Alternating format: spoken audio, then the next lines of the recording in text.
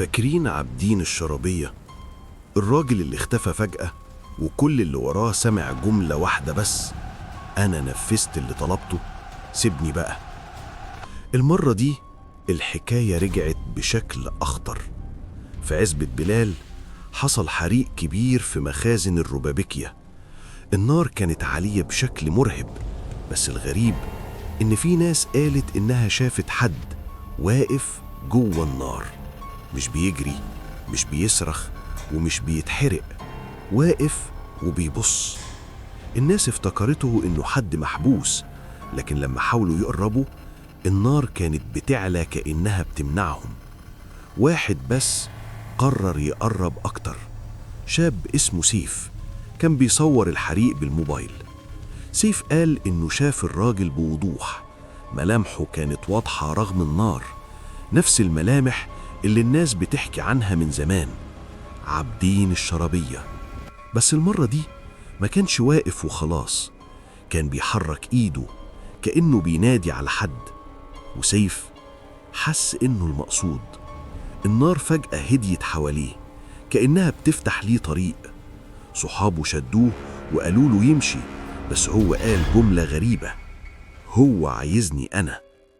قبل ما حد يفهم، سيف قرب خطوة، وفجأة النار عليت تاني بشكل مفاجئ واختفى جواها.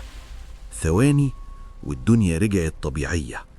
الناس جريت تدور عليه، ملقوش غير موبايله واقع على الأرض ولسه بيصور.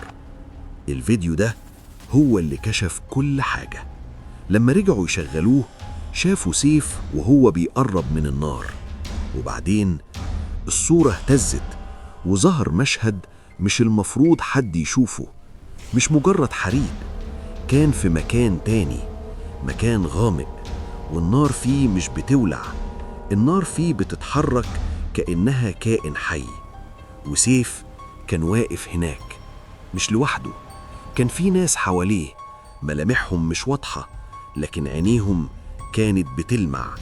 وفجأة عابدين ظهر قدامه، بس المرة دي صوته كان أوضح من أي مرة.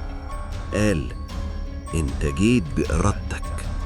سيف حاول يهرب، لكن الأرض تحت رجليه كانت سخنة كأنها بتشده لتحت.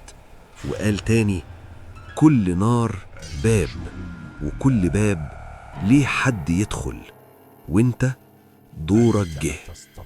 الفيديو قطع فجأة، ومن يومها سيف اختفى. الناس قالت مات في الحريق، لكن اللي شاف الفيديو عارف ان اللي حصل مش موت. بعدها بأيام بدأت حاجات غريبة تحصل.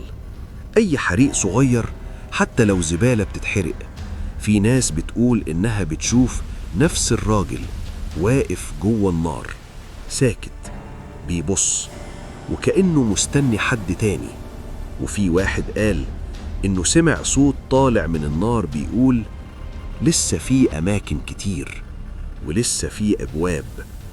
دلوقتي بقى السؤال الحقيقي: لو شفت النار بتفتح قدامك وحد بينادي عليك من جوه، هتجري ولا هتقرب وتشوف ورا الباب إيه؟